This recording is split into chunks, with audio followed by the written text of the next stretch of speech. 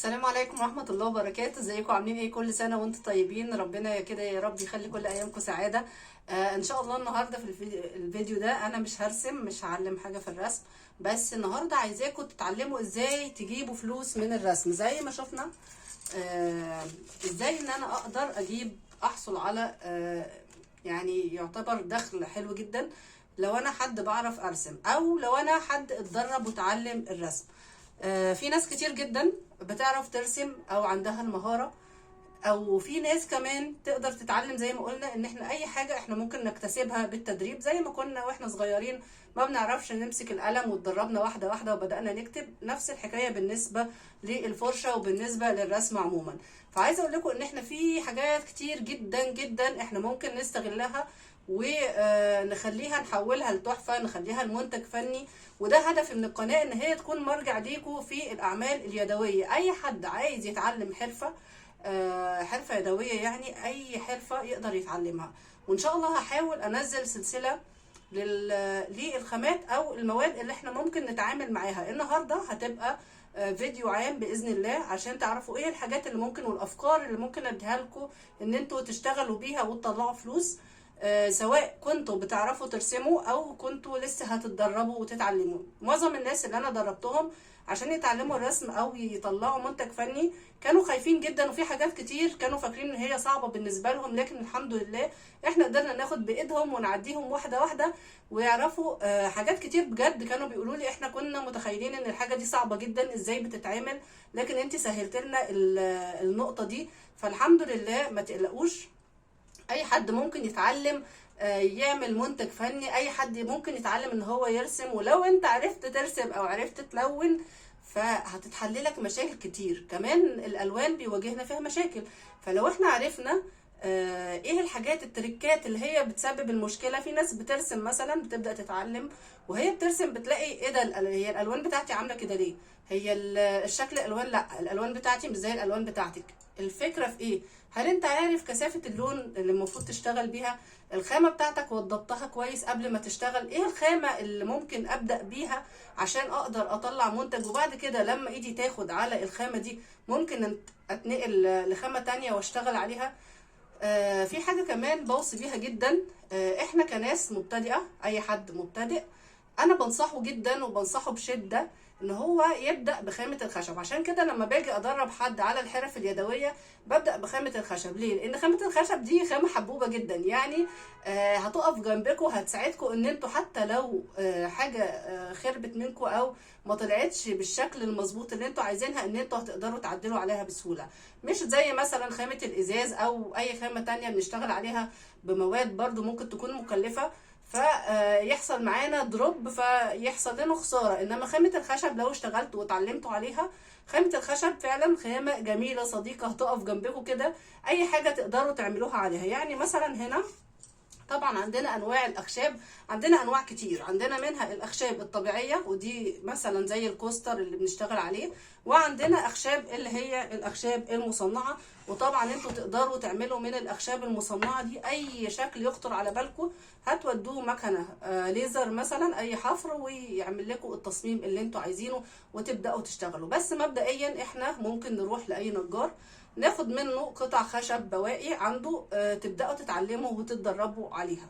في خامات يعني ما اقولكوش، انتوا فعلا لو اتعلمتوا الرسم او انتوا اوريدي بتعرفوا ترسموا ففي خامات لا حصر لها انتوا ممكن تستخدموها، وحسب بقى الخامة اللي هتحبوها ويبقى في تفضيل ليها يعني في التعامل، هتبداوا تشتغلوا على الخامة دي وتقدروا ان انتوا تسوقوها او تسوقوا لها.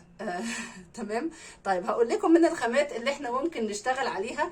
عندنا مثلا المجات، انتوا ممكن ترسموا على المجات، تعملوا هدايا، تعملوها باسم، تعملوا عليها رسومات حرة، تكتبوا عبارات تكون عبارات تحفيزية مثلا، اللي هيبقى واخده حاطه على المكتب بتاعه هتكون بتعبر عن شخصيته. حاجات كتير جدا احنا ممكن نعملها على المجات. ايه كمان معانا ممكن نشتغل عليه؟ اي حاجة، اي حاجة لو اتعلمتوا الرسم او اوريدي بتعرفوا ترسموا انتوا هتقدروا اي حاجه عينكم تقع عليها تقدروا تحولوها لمنتج فني. حتى لو الناس شايفاه بشكل عادي، انتوا ممكن تحولوه لشكل تاني خالص باضافه اللمسات بتاعتكم. زي ما قلنا احنا عندنا اخشاب ممكن نخليها. طبعا انا كنت عملت لكم فيديو قبل كده في القناه هتشوفوه، مثلا ازاي اعمل معلقه من الخشب. بصوا ده شكل الخشبه قبل ما نشتغل عليها، والفيديوهات اللي فاتت هتلاقوا الخشبه دي معموله معلقه، معموله ازاي، شكلها عامل ازاي. ده مثلا كوستر برضو خشب لسه ما اشتغلتش عليه. مثلا شايفين دي، طبعا هي هتطلع لكم الكتابه ممكن تطلع مقلوبه زي ما انا شايفاها كده. خلاص شايفين حاجه بسيطه جدا انتوا ممكن تطلعوا منها منتج. انتوا ممكن كمان الطلبه في اثناء فترات الاجازه، ليه اولادنا ما نعلمهمش ان هم يعملوا حاجه بايدهم؟ طبعا انتوا عارفين ان اي فلوس بتخش لنا من حاجه احنا اللي عاملينها بايدنا، الموضوع ده قد ايه بيسعدنا. فتخيلوا لما يبقى ابنك او بنتك وبتعلمه ان هو يعمل حاجه في الاجازه، يستغل وقته ويبعد عن الاجهزه اللي مدمره الولاد دلوقتي.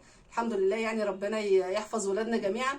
هم دماغهم هتشتغل، كل حاجه هيبصوا لها وهيقدروا قيمه الفلوس اللي هم بياخدوها.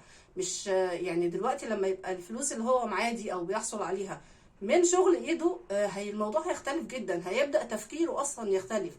يعني مش هيبقى شخص اعتمادي ان هو يعتمد عليك طول الوقت انت اللي المفروض تديله فلوس، لا ده هو شخص منتج، ومنتج من فتره يعني فتره نعتبر نقول بدري. شخص قبل ما يخش مثلا الجامعه او كده هو بيقدر ينتج، بيقدر يطلع حاجه، كل حاجه هيبدا يبص لها بشكل مختلف. فليه ما نشجعش اولادنا ان هم يعملوا المنتجات دي؟ يعني ابني ما شاء الله برضو علمته ان هو يعمل حاجه، هو غاوي برضو الحمد لله الوز بقى. فما شاء الله ايه المانع ان هو يعني ما شاء الله بجد حصل على صفقه ان هو ممكن يعمل حاجه في خلال اسبوع تجيب له مبلغ مثلا 2000 ونص 3 من حاجه بسيطه ممكن ان هو يقدر يعملها. فده مثلا واحد. تخيلوا بقى ان في ناس فعلا كتير بتبقى عندها الموهبه دي وما بتستغلهاش. في ناس قاعده في البيت ما عندهاش شغل ومش عارفه تشتغل ايه، وهي ممكن اصلا تطلع منتج من اي حاجه. انتوا ممكن ترسموا على الفخار زي ما قلنا، ممكن تشتغلوا على الخشب، على الازاز. دلوقتي زي ما احنا عارفين ان الاسعار عاليه جدا في كل حاجه. فلو مثلا ربة منزل جابت الكوبايات وحفرت عليها، يعني احنا برضو عاملين كورس تدريبي للحفر على الازاز. فلو انتي عملتي الازاز ده، جبتي الاطقم العاديه وحفرتي عليها رسمه تخليها مميزه. شوفوا انتوا اسعار اطقم الازاز اللي موجوده دلوقتي في المحلات عامله ازاي. ايه المانع بقى ان انتي القطعه دي تبقى شغل يدوي، وبرضو سعرها ممكن نخليها مش زي المحلات، ممكن نخليها اهدى، يعني سعر مناسب. يعني بصراحه الاسعار في المحلات حاجه خرافيه. فانا عارفه ان الشغل اليدوي بياخد مجهود وبياخد تعب وكده، بس انت فعلا ممكن تتميزي بان انت تطلعي اطقم من الكوبايات او المجات او اي حاجه او الكاسات تشتغلي عليها، فتطلعي منتج وتشتغلي وانت قاعده في بيتك. إيه المانع ان انت يبقى عندك دخل اضافي دايما وانت قاعده في البيت؟ مفيش مشكله في الوقت الفاضي اللي انت فاضيه فيه، او تخصصي وقت لنفسك تشتغلي فيه اكنك بتروحي مصلحه او اي مكان بتشتغلي وترجعي، ان انت يبقى لك او يبقى لك دخل ثابت من الشغل ده. وايه المانع ان انتوا حتى تعملوا صفحه او ان انتوا تنزلوا للمحلات تتفقوا معاهم، يعني وفي بازارات طبعا بتتعمل وفي معارض، فانتوا تشتركوا في الحاجات دي وتوزعوا الشغل بتاعكم. دي طريقه من طرق التسويق. في ايه كمان ممكن نشتغل عليه؟ ممكن نشتغل على الشنط الجميله دي، شايفين؟ ونشجع برضو الصناعات، الناس بتوعنا اهلنا اللي في البلاد الفيوم والحتت دي اللي بيشتغلوا الشغل ده. ممكن نعمل الشنط التوتي باج نرسم عليها.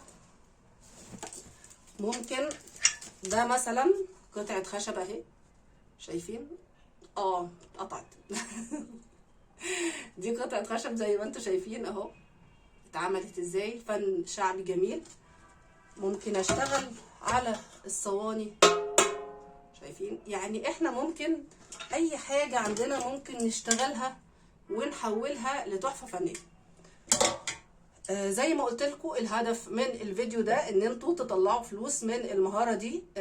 لو انتوا مش قادرين يعني مش عندكم المهارة، انتوا ببساطة ممكن تتعلموها. لو انتوا مهتمين كمان ان انتوا تحصلوا على التدريبات دي في اي نيتش من المجال اللي احنا قلناهم، سيبولي تعليق تحت في الفيديو، واحنا ان شاء الله هنكون او هبلغكم بالجروبات اللي بتتعمل عشان خاطر بندرب فيها الناس.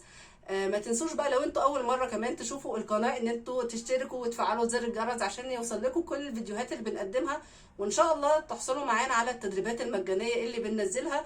ويا رب بالتوفيق للجميع. اتمنى لكم جميعا ان انتوا تكونوا ناس منتجه، يعني ما تبصوش لحال البلد، ما تبصوش للازمات اللي بتحصل.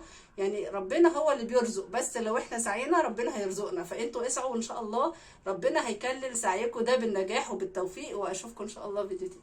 مع السلامه.